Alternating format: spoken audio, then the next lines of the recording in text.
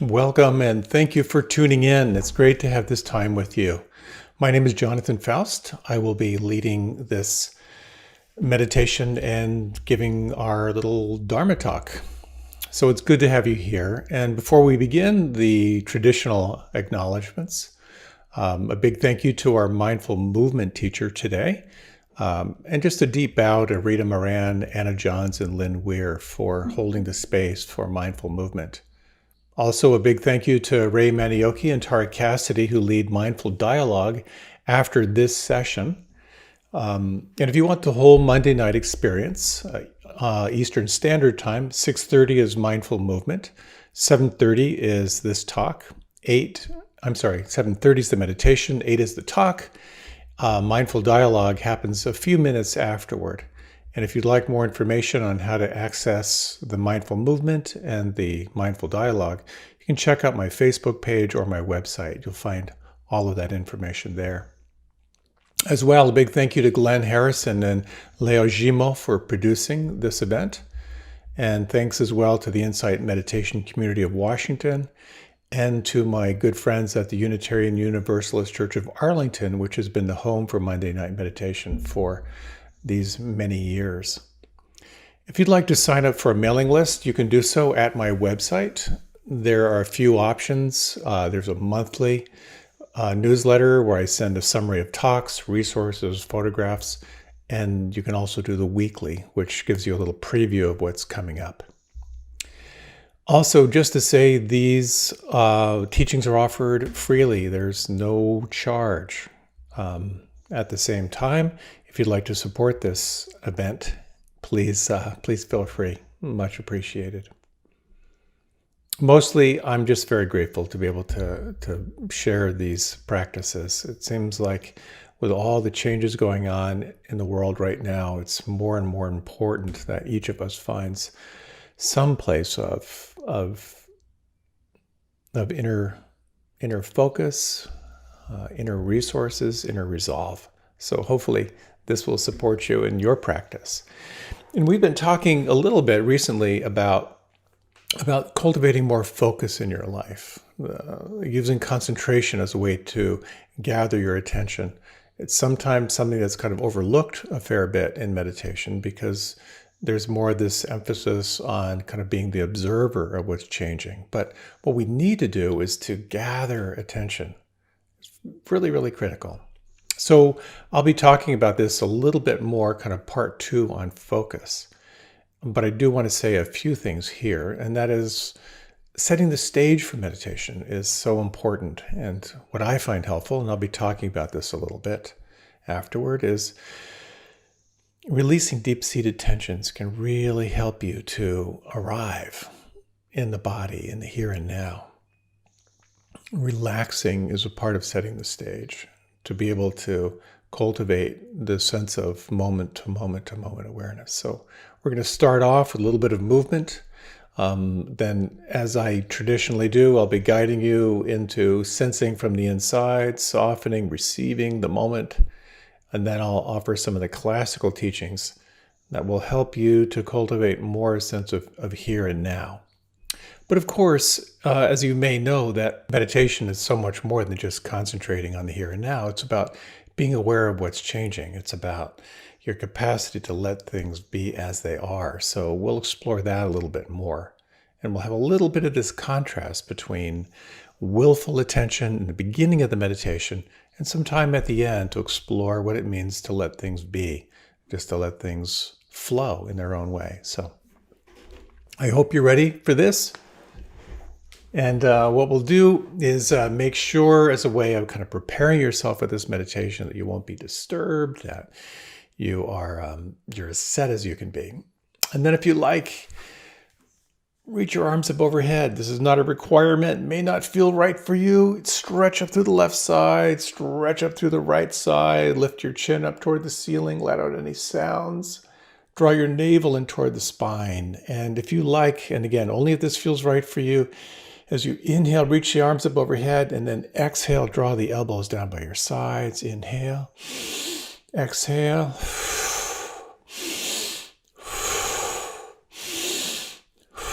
3 more.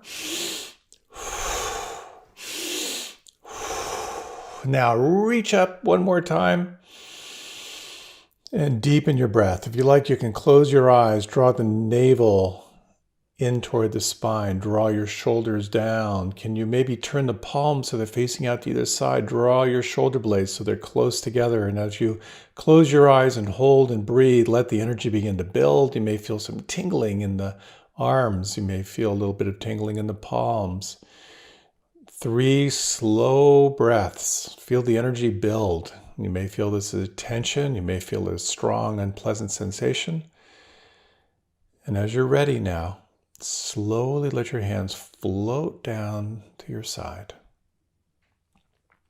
In your own time, let your hands come down to rest on your lap. There's no rush here. There's no hurry. And in your own way, just feel and watch the feeling, the sensations, the energy. Watch it settle.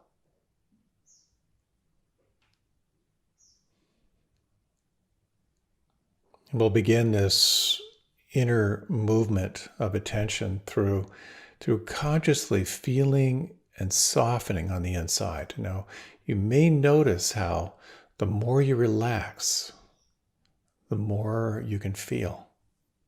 The more you soften, the more you'll notice here in a realm of sensation and feeling. And you might begin by sensing the scalp. Just let your attention come to the crown of the head, sensing from the inside. What do you feel as you soften here? You may feel perhaps a little bit of tingling. You might feel sensations that feel pleasant, maybe unpleasant. Maybe there's nothing, but if you soften and feel and wait, it's this quality of listening that we're cultivating here.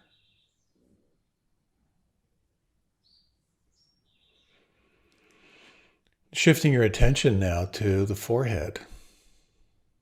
You might imagine your forehead smooth. Just sense what it's like to soften all the muscles, the forehead and, and into the temples.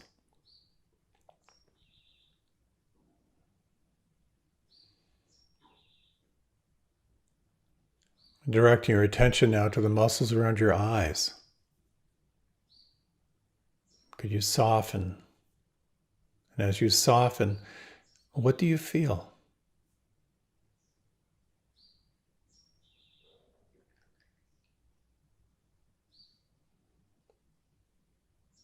Exploring now the muscles of the face.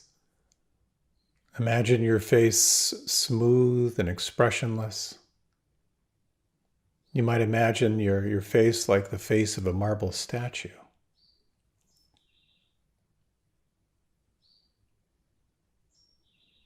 And you might explore what it's like. You can imagine sort of like a flashlight from the inside, just sort of casting the beam around the structure and the muscles of your face, noting if it's possible to soften and relax.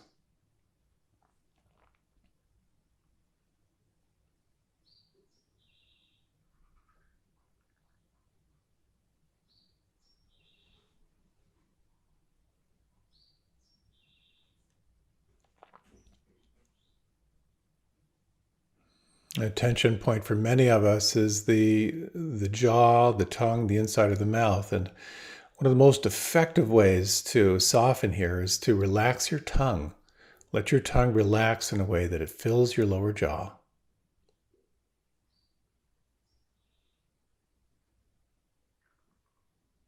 And notice now if you can soften through the jaw.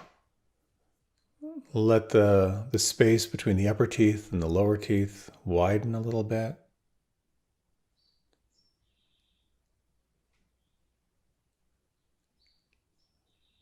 And is it possible to relax the root of your tongue down into your throat?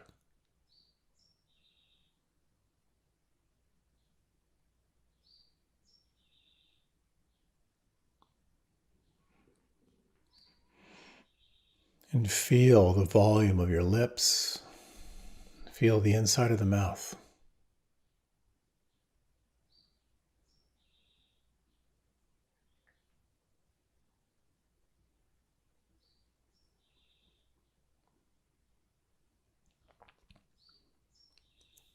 Is it possible to soften through the back of the head and down into the base of your skull?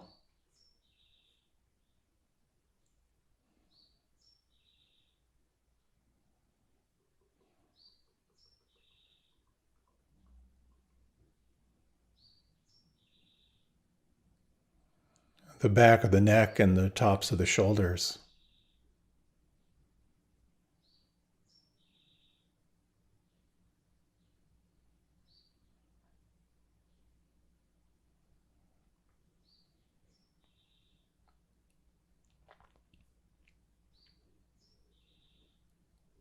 And you might now feel the weight and the volume and the length of your arms, just sensing from the shoulders down through the elbows and down through the wrists. And you might feel or imagine your arms like heavy drapes just hanging from the shoulders, and just track any inner sense of weight, of heaviness.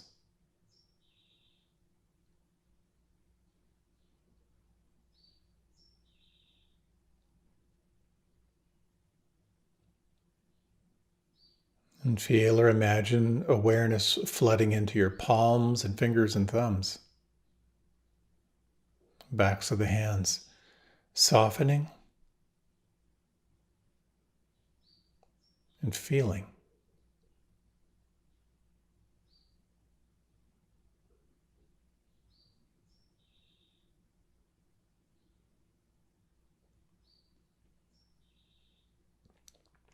And feel the space inside your throat.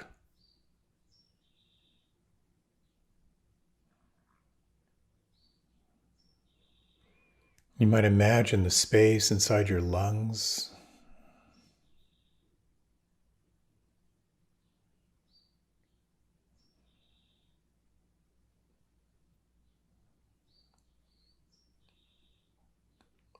And is it possible now to unlock any sense of holding in your belly? Could you soften the belly?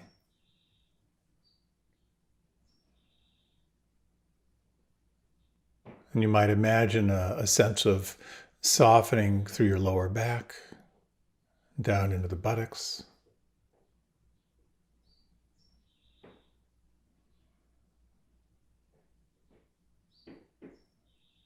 Sensing the lower abdomen and the floor of the pelvis.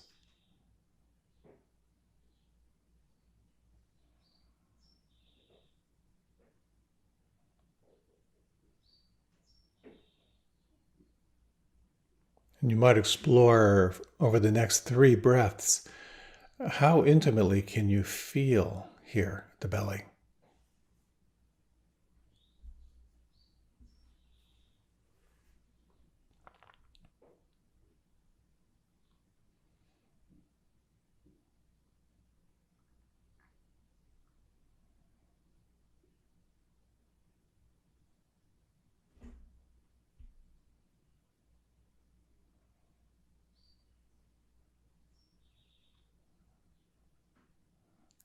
Imagine and feel the weight and the length and the volume of your legs. And sensing from the hip joints down through the knees.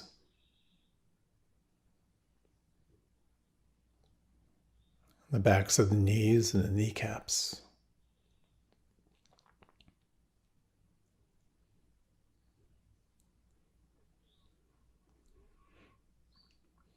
The knees down through the ankles.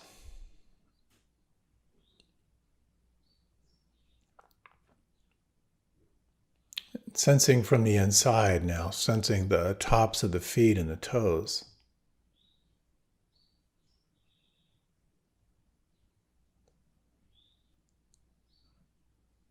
And the soles of the feet and the heels.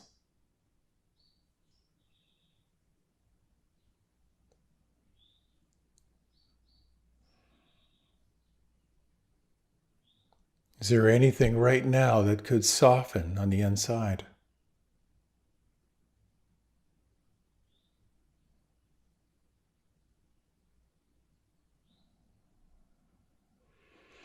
And in your own time, you might move your attention to an anchor of your choosing. For many of us, the breath is a natural place to focus your attention. But if the breath is challenging, you might turn your attention to the sound vibrations, or perhaps to the sense of aliveness in the palms and fingers and thumbs. Let your primary attention now here rest with your anchor on the experience from the inside.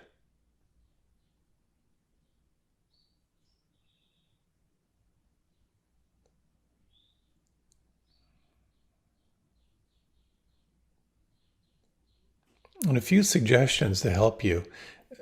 Primarily, this is with the breath, but you can apply this into the other anchors as well.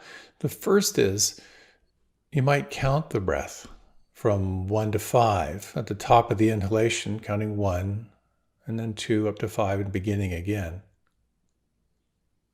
The other option is to notice if this breath is different than the breath before. Is the inhalation a little bit different than the inhalation before? A third option is to sharpen your attention as to where you feel the breath. And if you're focusing on sound or the felt sense in the palms, allow yourself to track what's different, what's shifting, and how intimately you can notice the experience in the moment, but also if this moment is any different than the moment preceding.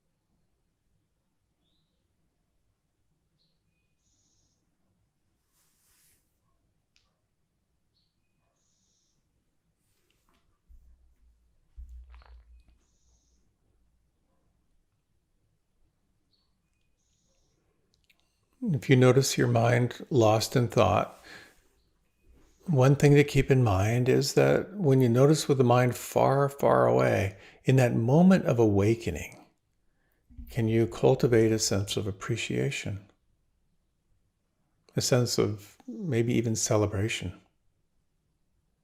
You have re-arrived. You can again relax and soften. What could let go? What could soften inside right now?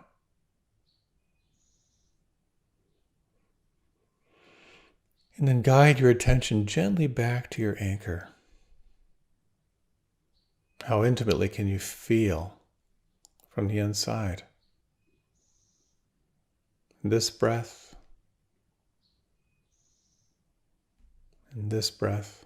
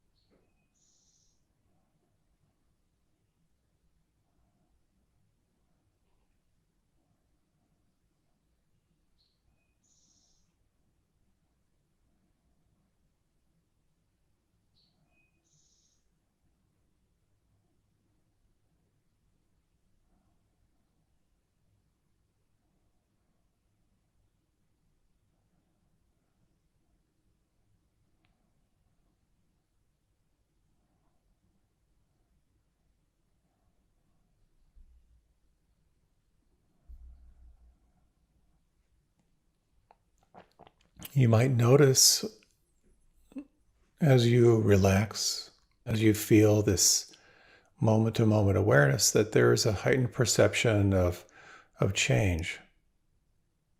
And here you might move from concentration into this practice of mindfulness, moving from your anchor to widening and broadening your attention, noticing the sense of flow or the stream of your experience.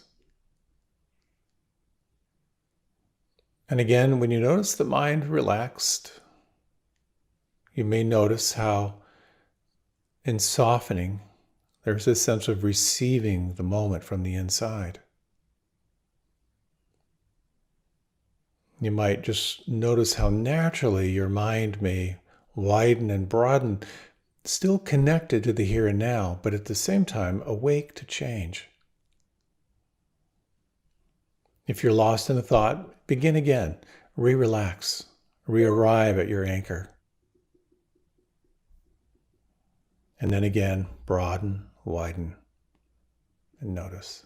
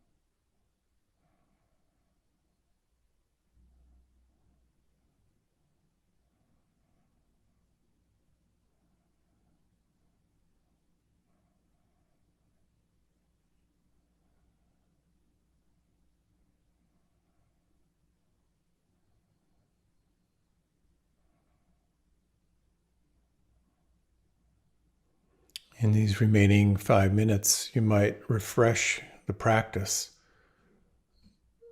opening now to this sense of, again, softening inside.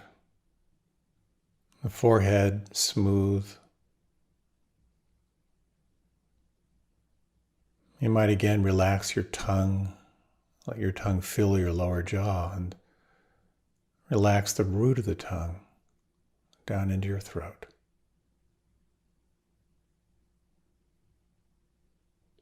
Feel the weight of the arms, any sense of aliveness in the palms, fingers, and thumbs.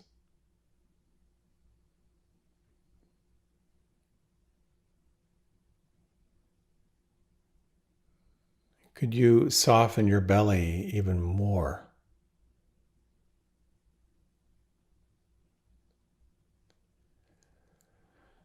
Softening, relaxing the soles of the feet and the heels.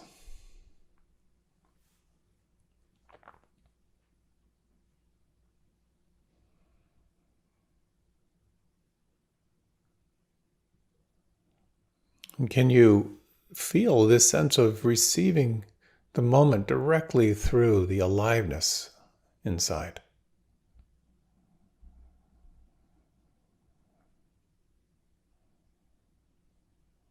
And with the next 3 breaths, how intimately can you feel your anchor from the inside?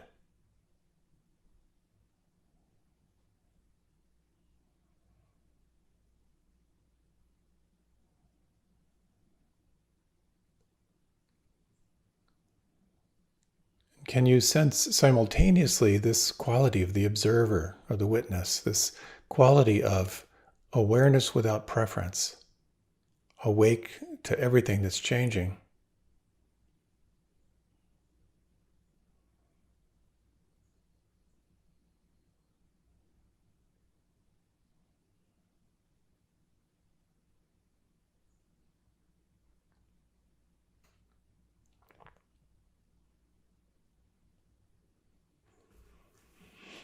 And you might explore in your own way, if it feels right for you, of letting go of concentration, letting go of doing, letting your anchor fall away. Imagine you could simply relax back into awareness itself, awake to what's changing, a quality of vast, spacious allowing.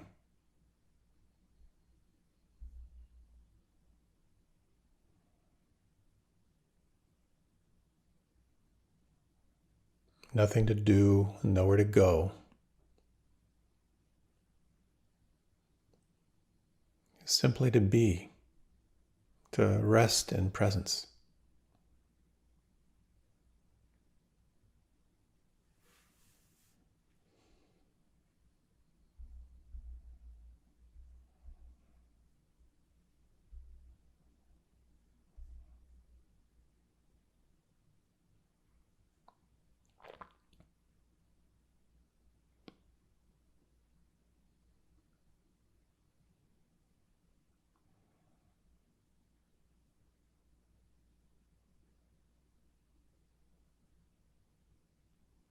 And over this remaining minute or so, you might explore the following question.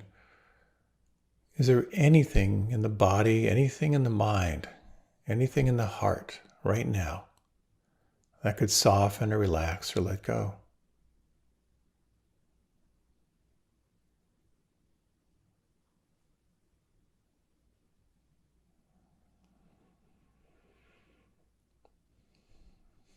Is there anything that could soften or relax or let go even more?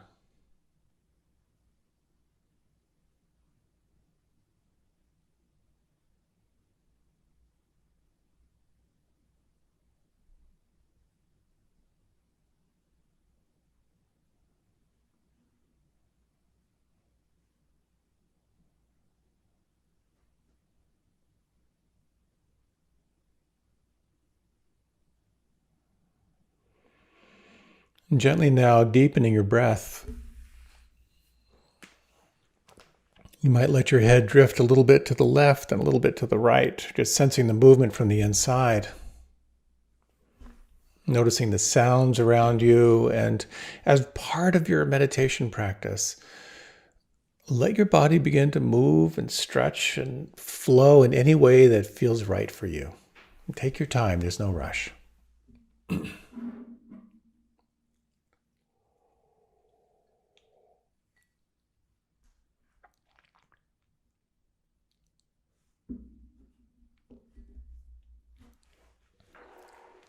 You might like to again reach your arms up overhead. Stretch up to the left side, the right side, let out any sounds.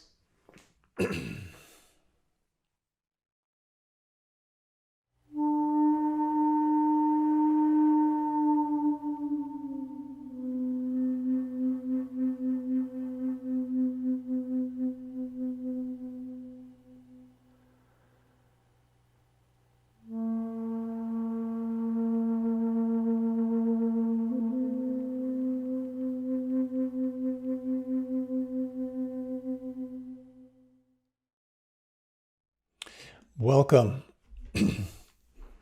Here's a classic little Dharma story, an oldie but goodie. It's the story of a meditation master, let's say way, way back when, who is rigorously working with his very, very young students.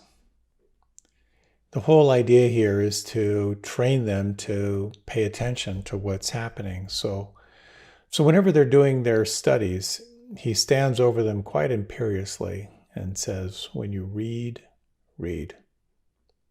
Again and again, that's sort of his mantra. When you read, read. And when they have their simple meals in the monastery, he stands over them, walks around as they're eating and says, when you eat, eat. When you eat, eat. And this is pretty much a very integral part of the training. When you read, read. When you eat, eat. As the story goes, some of the students were hungry one night. They decided to break into the kitchen and see if they could find something to eat. And there they find their master sitting at the table, eating a bowl of rice and reading the newspaper. They stand around him, knowing they don't have to say anything because they got him busted. He stops, he looks each of the students in the eye, and he says, when you eat and read, eat and read. Last talk, I talked about focus and concentration and shared some strategies for training your mind to become more aware of moment-to-moment focus on an object. And the truth is, I got so carried away in that talk, I only got halfway through the talk. So I'd like to carry on here. And I hope you find this helpful because many people find that meditation is really hard. Some say it's not. You may have seen some of those ads in the past saying that if you buy this audio CD, within 30 seconds you'll be meditating like a monk who's been meditating for 30 years. I bought one of those CDs, and that's not true. There is some interesting technology of working with dual binaural beats and so forth that can definitely help you and support you in sort of arriving in present moment awareness, but it takes some training. There are those who say how ultimately meditation is about effortlessness, and that's true. Sometimes it is about effortlessness. Sometimes you enter into a really, really cool flow where it's all happening by itself and you're allowing it to happen and it's all unfolding. But another part of the training is about learning how to pay attention when it's not so easy. This is where it's safe to say, I think, that meditation is not a walk in the park. Number one, undigested material comes up. As you're cultivating moment-to-moment awareness, all the unhealed, unfelt, unseen parts within, they just come up to the surface as part of the natural kind of purgative process of meditation. But in terms of focus and concentration, there are times when it's not easy. The mind is scattered. The mind's, you're over-emotional. You just can't pay attention. And this is where you develop willpower, where you develop resilience, where you develop kind of grit in your practice. And the upside of developing your powers of concentration can be enormously powerful. Concentration helps you to set the stage for insight, for mindfulness. It sets the stage for wisdom and compassion, and ultimately, it sets the stage for liberation or for true freedom. So I'd like to talk a little bit about, as I usually do, in 4 parts. Part 1, how a focused mind is a powerful mind. Second are some strategies for inner focus, for training attention on your inner world. In part 3, I'll talk a little bit about some of the strategies for outer focus on how to sustain attention on what's most important to you. And in part 4, how focus and concentration can truly set the stage for awakening, liberation, enlightenment, if you will. So there are some amazing stories of focus out there. people who have given their lives to particular professions where they really have to pay attention. A good friend of mine back in my ashram days decided he wanted to become a pilot. And specifically, he wanted to become a jet pilot. He didn't have any training, but he invested his time and his fortune into being a pilot of large planes. And the first job he found was being a pilot for FedEx or UPS. One of those. I think he was flying into South America, and he said that the job was hours of boredom punctuated by minutes of sheer terror. The takeoff and landings in particular. Everything has to be perfect. Everything has to be aligned. If you make one mistake, grave consequences. And every move he would make was recorded and reviewed. So he was responsible for the crew, he was responsible for the complexity of the aircraft. He had to focus and pay attention. A good friend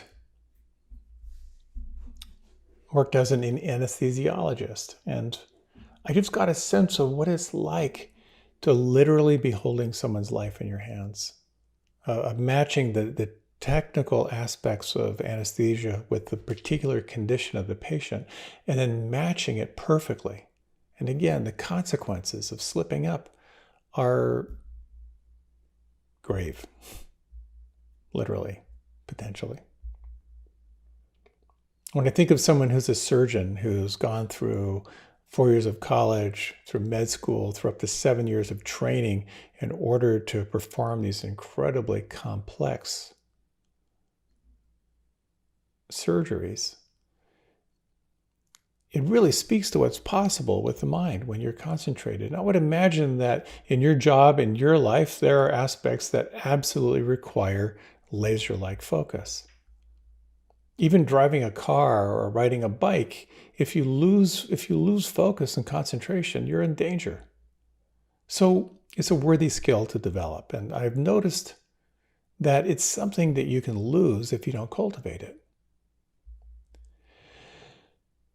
When I was a kid, my dad used to always turn on the Today Show in the morning while we were getting breakfast. And he would say, I just want to make sure the world is still out there. And now we check to make sure the world is still out there approximately every 12 minutes. That's the average time that someone will check their phone or some device. Often, as soon as we wake up, we'll reach for our phone just to make sure the world is still out there, or just to soothe our particular anxiety. And maybe you've noticed that your attention span is not what it used to be. There's a book, it's called The Shallows, which is a study of what has happened through the impact of social media. And here's an interesting section of that book. Immersing myself in a book or a lengthy article used to be easy. My mind would get caught up in the narrative or the turns of an argument, and I'd spend hours strolling through long stretches of prose. That's rarely the case anymore. Now my concentration often starts to drift after 2 or 3 pages. I get fidgety, I lose the thread, I begin looking for something else to do. I feel as if I'm always dragging my wayward brain back to the text. The deep reading that used to come naturally has now become a struggle. Can you relate? I actually found some relief in reading that, just knowing I'm not the only one. My attention span has really taken a hit. And I know that I'm not alone in this. There's an article from The Guardian that said that when you're distracted over a long period of time, your IQ will drop 10 points. And that constant interruptions can have the same effect as sleep loss. They did a study with 1,000 participants, and half of them said they always respond to email immediately, and 21% they would interrupt a meeting in order to respond to a prompt of a text or an email. So, at least in this study, people were interrupted approximately every 8 minutes. So in an 8-hour day, that's 60 interruptions. And the result of this is something called continuous partial attention. And when you are operating under continuous partial attention, there is a corresponding increase in stress hormones. There is a corresponding increase in addictive behavior. And we're all caught in this myth of multitasking, this illusion that we can do multiple things at the same time and be effective. And that is pretty much blown out of the water.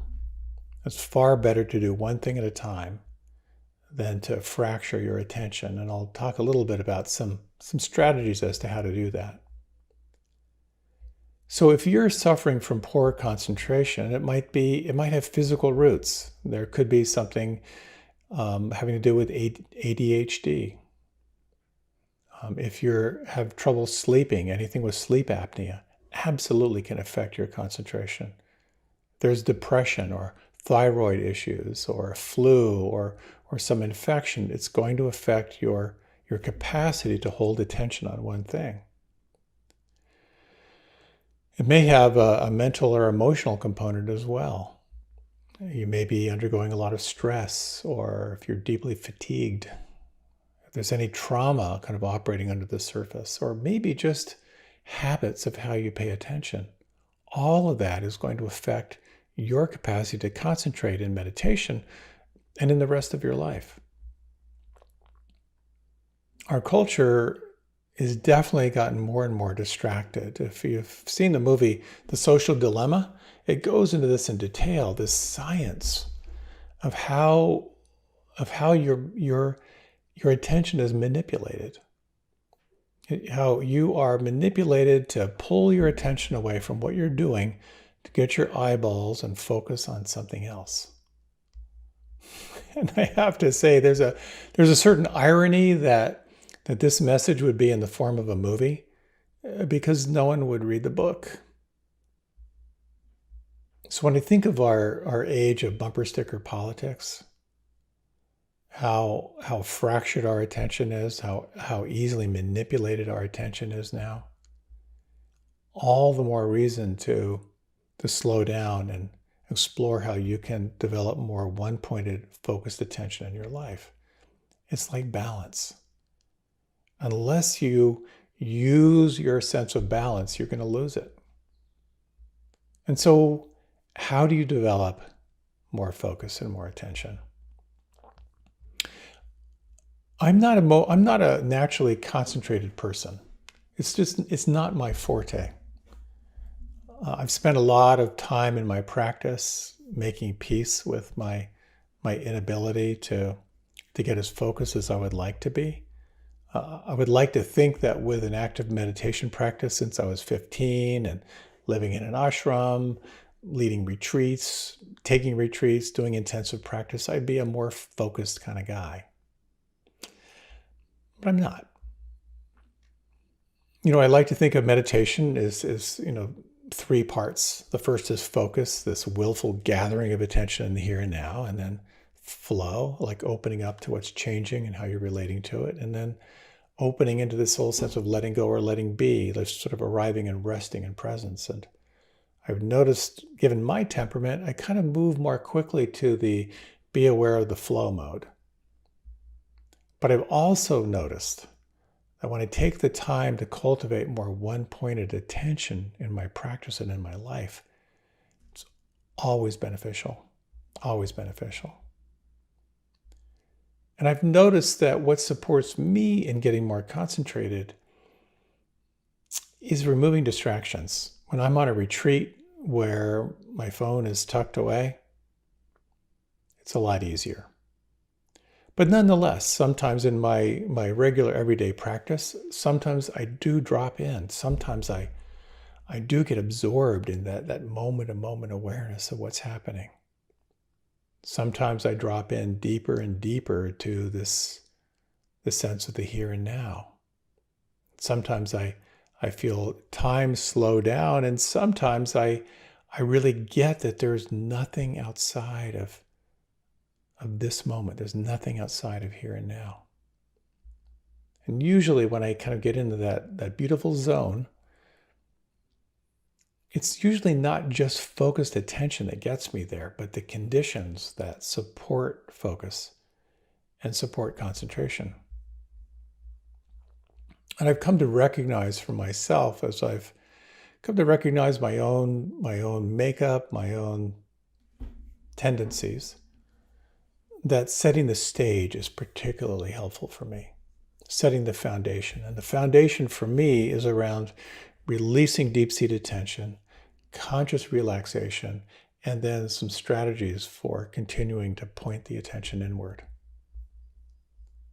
So usually for me, that's around movement, relaxation, and then reminders.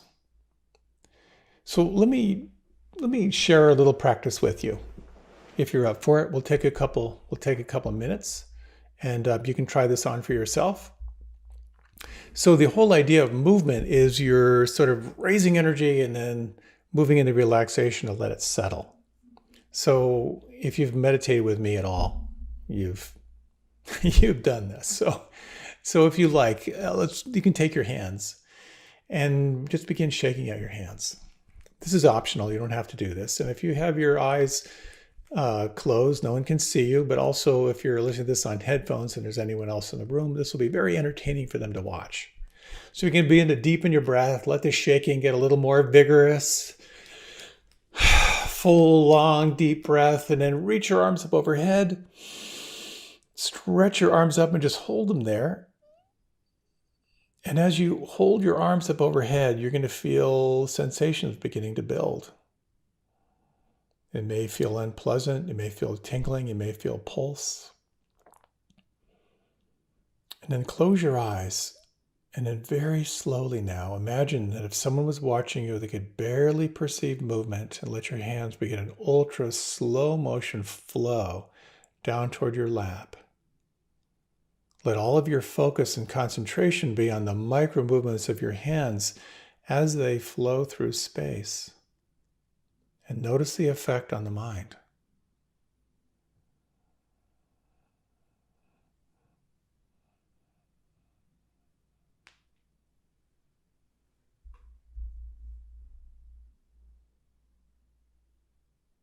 Relax and feel. And no matter where your hands are, whether they come to rest or whether they're still in transit,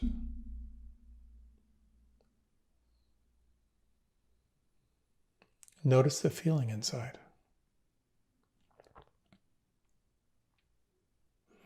Now I'd like to share just a few of these reminders. We'll just try them on over the next few minutes, letting your attention now move to your breath, effortless breath. And you might, on the in-breath, on the next in-breath, just count 1. On the next in-breath, counting 2. And continuing to count to 5. Just do a few rounds, each in-breath counting to 5.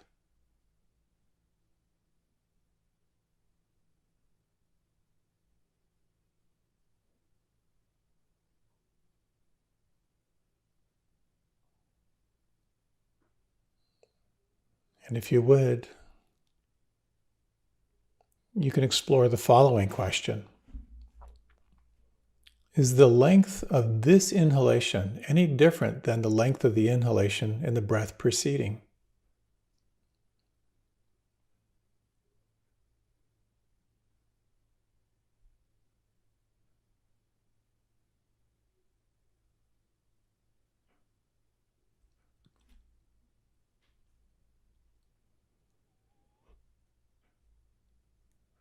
Exploring the next question.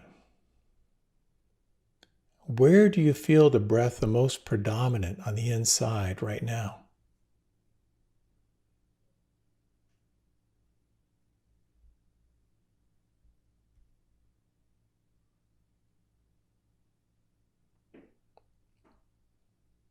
If your mind has wandered, is it possible to celebrate the awakening and guide your attention back to your breath, continuing for the next, say, 30 seconds?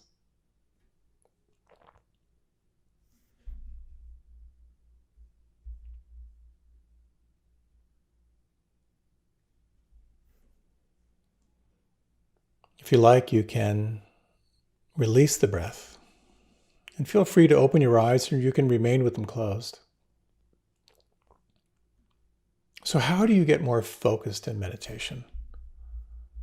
Well, there are a few things that I find helpful. The first is the power of simplicity, and that is primarily around removing what might distract you. If you're a chronic phone checker, you might tuck your phone away. You might create a place where you sit on a regular basis that's very, very simple and easy. Number one, you'll have a sense of like associating a quality of good feeling about it. But also you're going to be in a space where you won't be tempted to distract yourself. Part of the simplicity for me is to kind of create a ritual where I meditate before anything else. I'll kind of get up, I'll use the bathroom, and then I'll do my practice before my mind starts ramping up into the day. So the power of simplicity.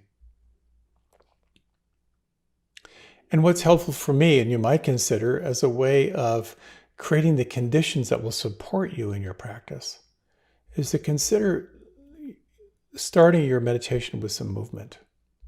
Now, you may have noticed for yourself that when you sit after movement, it's a little bit easier. But think in terms of some practices that will sort of awaken energy and then allow your energy to settle. If you have any favorite yoga postures that you like to do, or you can try that shaking, maybe do that a little bit longer. You can just have the arms up overhead and do a little breath and movement, anything that's going to help you to sort of wake up the energy and let it settle. The other technique I find that really helps me to cultivate a greater sense of absorption is slow motion movement. So the classic, which I love to do, and which of course I lead all the time if you've sat with me, is this idea of either having your arms way up overhead or even just in front of your face. And then you close your eyes and you imagine that if someone was watching you, they could barely perceive movement. And the anchor, the focus of your attention is on this ultra slow motion movement of the hands.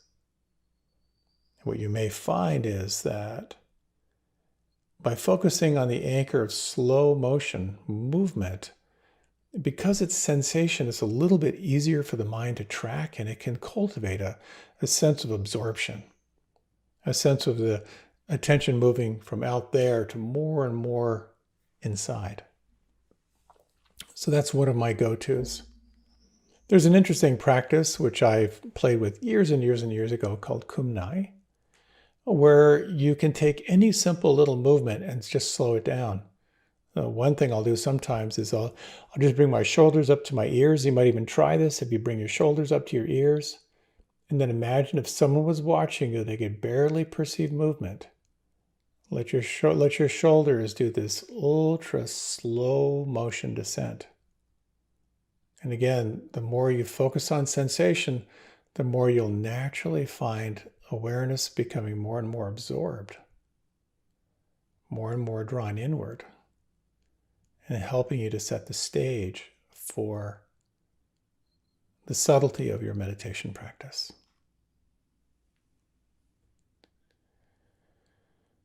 Conscious relaxation, also very, very helpful. And again, in many ways I'm stating the obvious, but a couple key areas to relax, I find if you relax your tongue, let your tongue fill your lower jaw, there's a whole gangly of muscles that start to soften and relax, relaxing the root of your tongue down into your throat.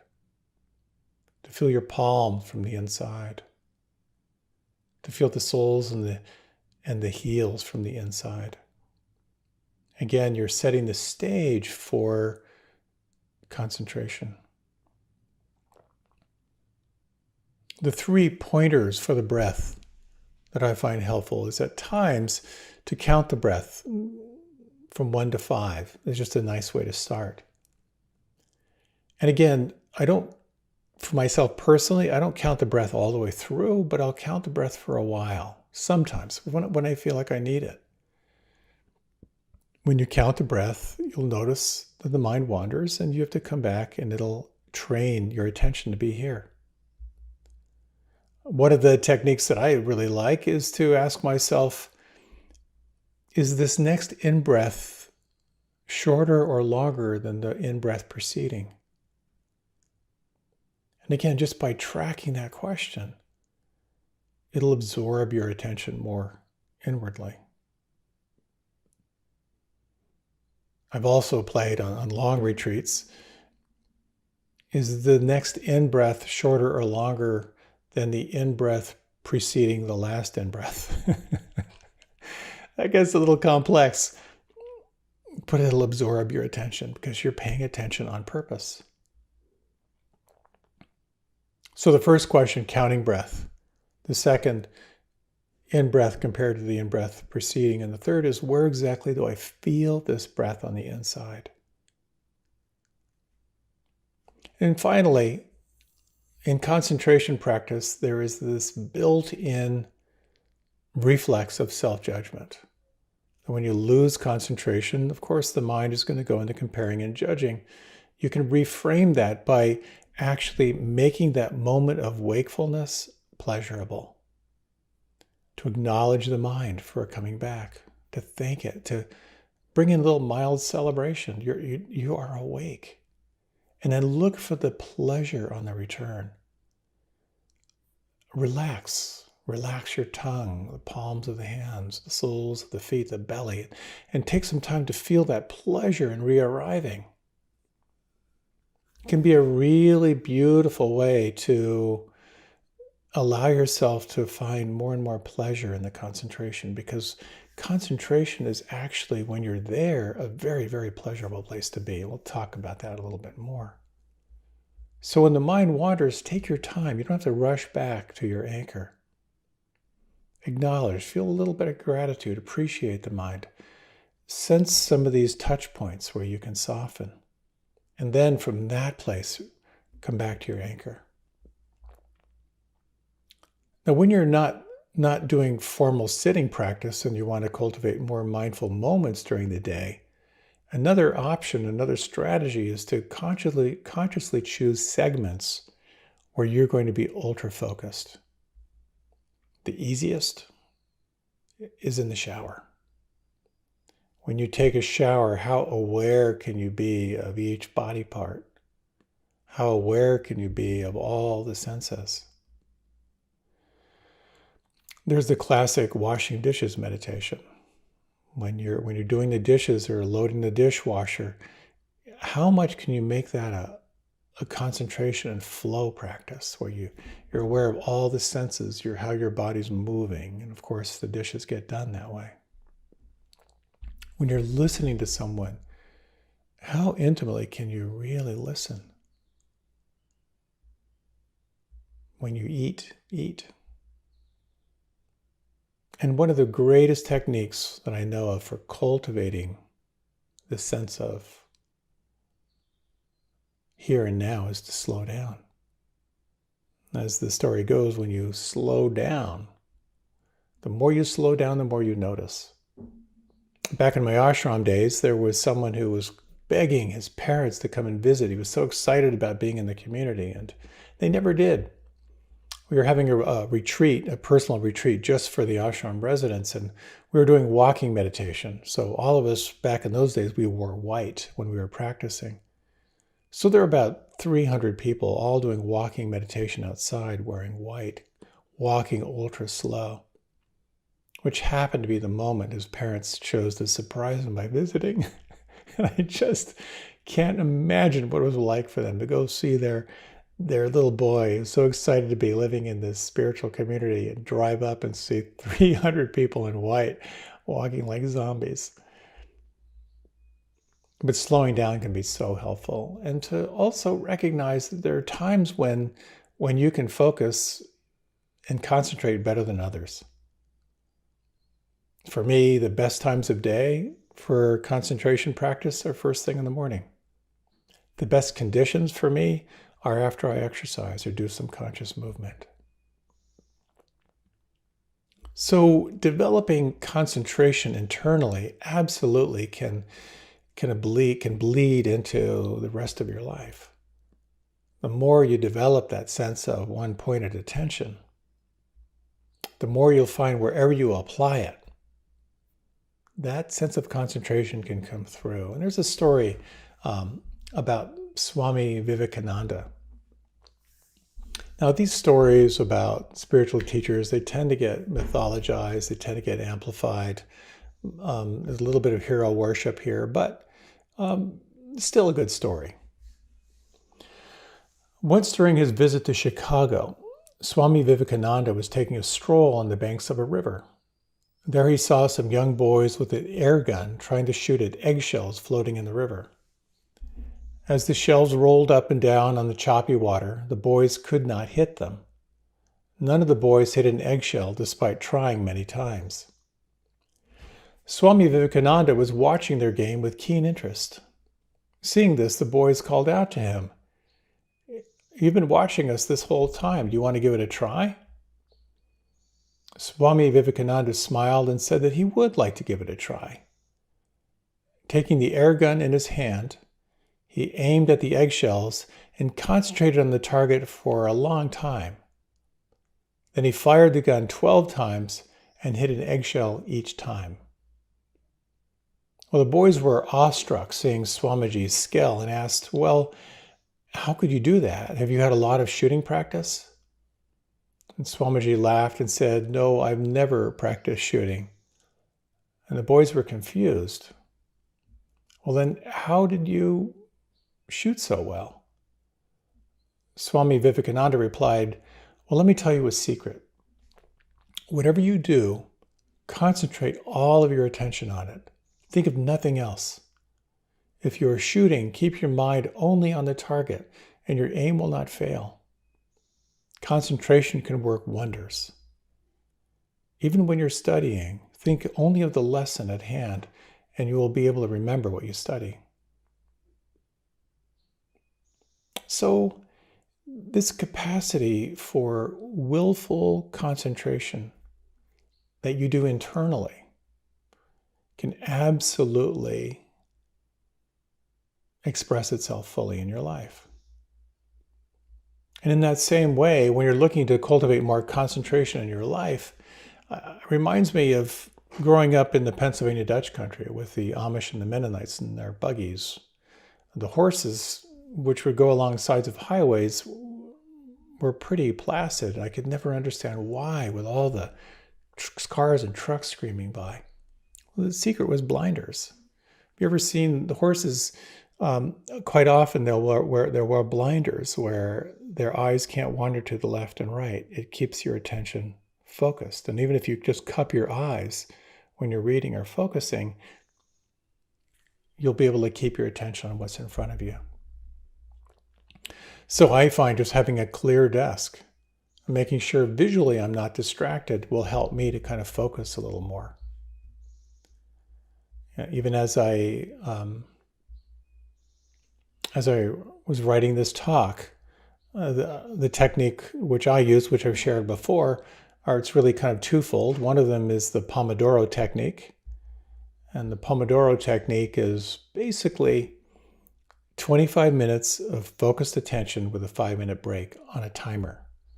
And I actually sync it up with an audio soundtrack. I use an app called Focus at Will, which are some audio tracks which are designed to help you stay focused. So I'll focus with headphones on for 25 minutes, and I take a forced break, 5-minute break, and then I go back to it again. A friend of mine taught his son this technique who's really struggling with his schoolwork. And they said, okay, 25 minutes of focused attention and then a reward at the end. His son could not believe that he finished his assignment in 25 minutes. It would have taken him hours of struggling and being distracted. Part of the key with that is to take a forced 5-minute break. Because I find sometimes I get into a flow, I want to keep going, and I kind of burn myself out. But I found that to be helpful. It's also helpful to again, just as there are times when you're more naturally concentrated, to time that with your most important work. To identify your peak productivity hours has been very, very helpful for me. And for me, it's the morning. When I can focus and concentrate in the morning, I get a lot more done. There's a lot more if you want to learn more about developing more concentration and focus. A lot of studies here. Sleep, exercise, being in nature, meditation, taking forced breaks, music, looking at your diet, looking at the skillful use of caffeine, all really, really important elements that go into it. And they're really powerful elements. They're kind of the baseline of what's going to help you focus in your life. I found paying attention to sleep and diet and wise use of caffeine to be very, very helpful as I've explored developing more of a concentrated mind in my life. But there's one more little technique I'd like to share. And this is what's called the 5 more rule. Now, whatever you're doing when you're concentrating on something, can you do 5 more minutes focused? And it's a fascinating practice. And I've only been doing this for a little while. As part of it is my research into focus and concentration. But when I'm really working on something and I kind of feel like I'm done, can I do 5 more minutes but narrow my focus? I feel like it's a little bit of a workout, that I'm getting a little more skillful here. So focus and concentration have huge benefits. But it's really important here to point out that a concentrated mind is very, very helpful, but it's not the end point in spiritual practice. It's a very powerful tool. A concentrated mind is a powerful mind. But it's something that you can draw on that's going to support you and help to set the stage for the rest of your practice. And I'd like to share with you a story that really inspired me in terms of cultivating a concentrated mind. And it's a story about a very, very sick monk. And this monk was basically, I don't know what the monk was dying of, but basically his body was falling apart.